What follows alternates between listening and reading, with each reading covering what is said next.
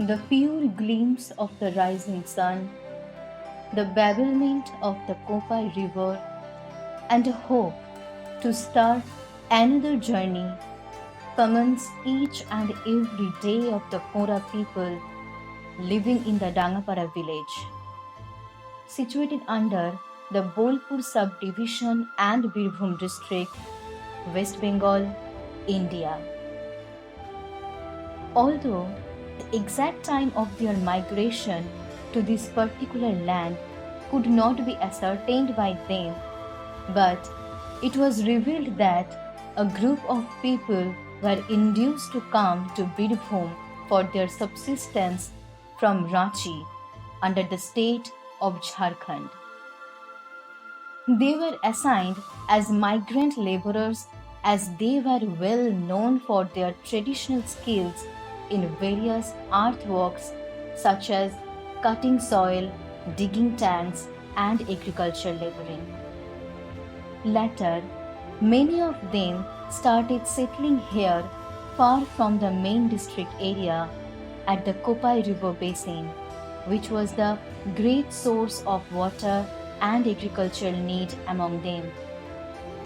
Now, they are living by managing their own traditional identity and within their own hamlet, Purapara, with 37 households along with other 4 caste and tribal hamlets in the Dangapara village.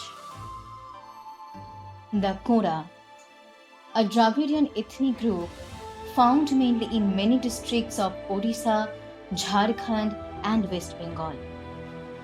They are also known as Kuda, Kura, Kaura, Khaira, Khera, and many more in the view of different places. There is a great deal of controversy regarding the ethnic and linguistic affiliation and the history of migration of this tribal community.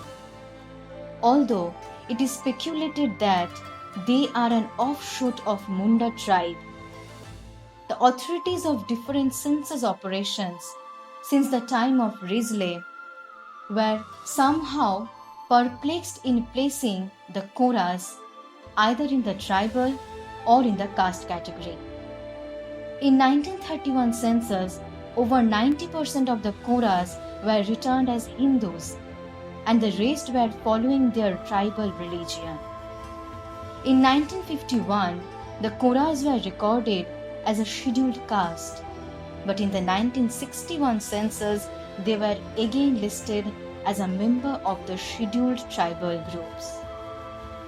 In spite of having more than 1.5 lakh of the population in the state, it is still the least known and one of the least studied tribal population in West Bengal. The tribe's name Kora and its alternate spellings are possibly originated from Mundari word Khora, which means digging the earth. And this is what their journey starts with.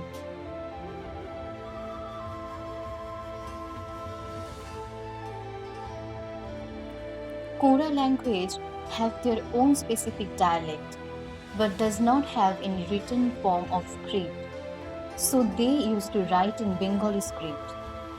Copeland in his study on 1911 proposed that the original Kora dialect is quite akin to the Mundari language in all essential points, which was also accepted by Grierson in his later study.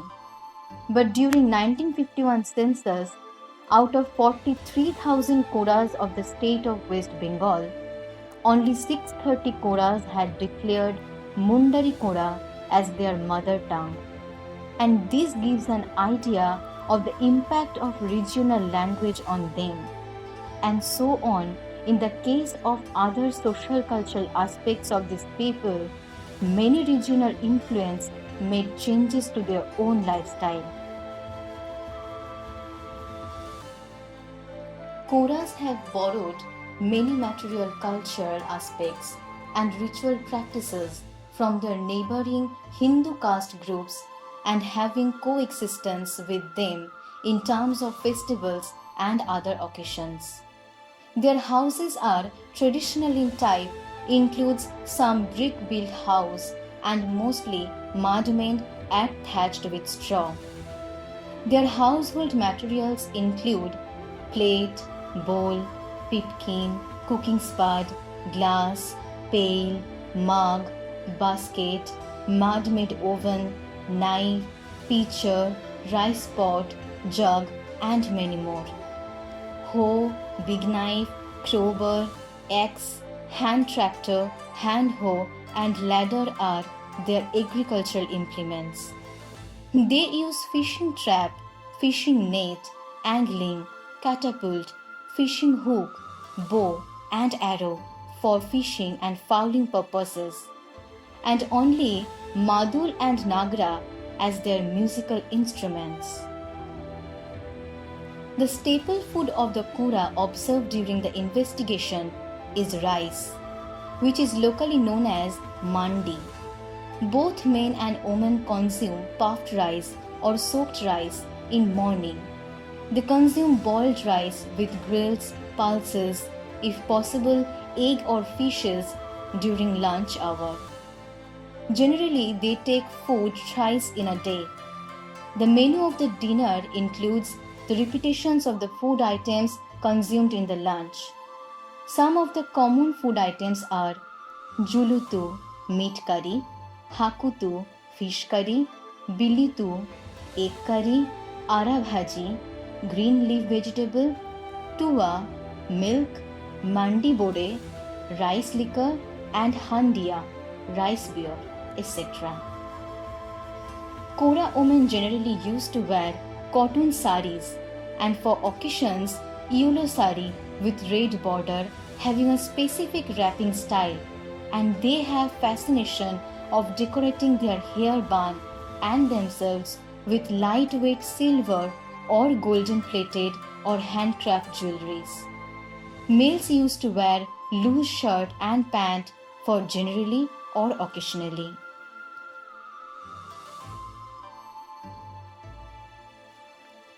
Although early researches reveals that Koras used to believe in animism and ancestral worship, but now they represent themselves as the believers of Hindu caste tradition and ritual practices.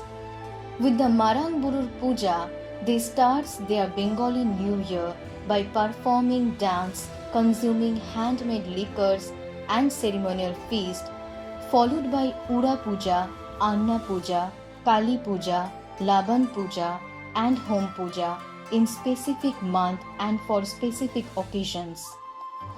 Apart from these, they perform almost all the festivals followed by the Hindus of the village, including Durga Puja, Kali Puja, Manasha Puja, Shivratri, Bhai Phota, and many more. Most of these people does not have their own land. They do serve as laborers under the Mahajans or landlords of their village and have their own way of managing livelihood with them. In spite of having critical losses in terms of their service they provide to the landlords, they still engage themselves with the earth in forms of either agriculture, agricultural labor, day labor, or by serving in the brick fields as seasonally. Few of the female members go outside for seasonal laboring or other services, but male members do if they have opportunity. Most of the female members do engage themselves with agricultural laboring and holding various household services. Apart from that, most of them have cows, goats, and chickens as a source of their sustenance and extra earnings. The literacy rate of these people are not that much satisfied, but most of them are willing to send their children to schools, but that is also like a part of joke in their life. From the very morning, parents go out for their own businesses. Children don't have anyone to push them or inspire them for learning and going to school. Although most of the Kora families are within nuclear to middle-sized family, but where there is a girl of little more age than other children, all the responsibilities lies to her shoulder. Small girl childs do every required household work as they are already habituated to do all the work and also to look after her sister and brothers. They does not have that much of time to go to school. If they go, who will cook? Who will take care of the siblings? Boys also do help their fathers and mothers for their works and even do engage in child labor if they have opportunity to receive even a little amount of money, which actually diverts a young mind from educational interest. The seed they have originated from, the identity they have preserved by, and the subsistence they are growing through is the earth, the lifeline of Kora people. They are one of the examples of those tribal populations who are still maintaining their traditional lifestyle, living far away from their originated place and also trying to grasping the pace of this dynamic modern world with the amalgamation of tradition and modern practices and balancing the coexistence with their neighbors. These people have received many social and environmental possibilities, but also received many constraints throughout their lifestyle. The activities of the village panchayat in the developmental work for Koras and others living in the Dangapara village are undoubtedly looks very promising and satisfactory, but those are not sustained.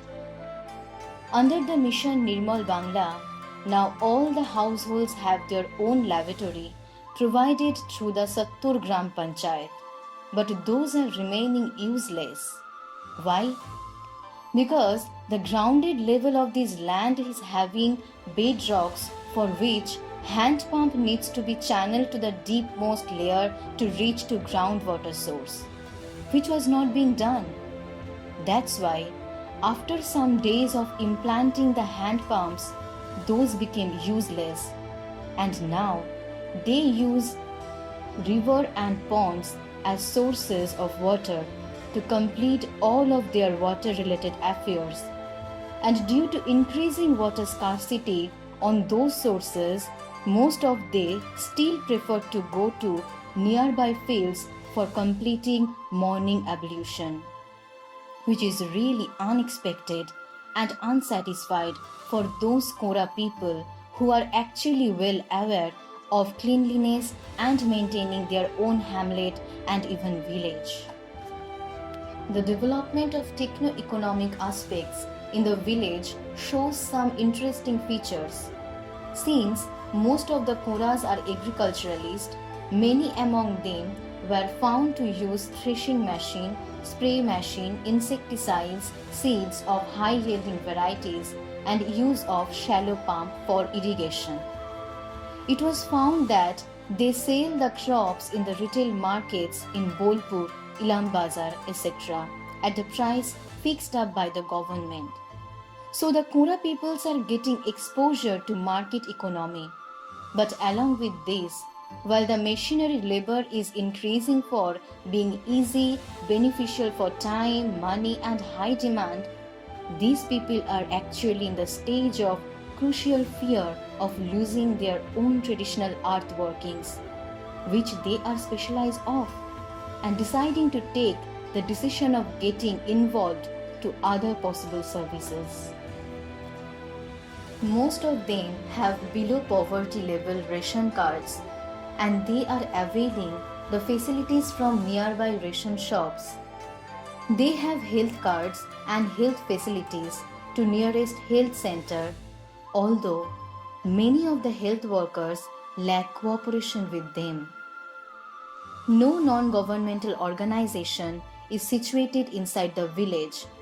However, 3 self-help groups were found who mainly focus on educational development primarily by providing primary, secondary and higher secondary education to tribal girls. Beside this, they also provides midday meal, runs pre-primary school, imparts handicraft and other related trainings, and motivates the resident girls to cultural practices related to songs, dance, etc. Many calls comes to Kora people for showing their dance and songs to various ceremonies and functions in Bolpur and outside. But there also their neighboring tribals, Santals, do play dominated roles over them, and they remains faded and silent.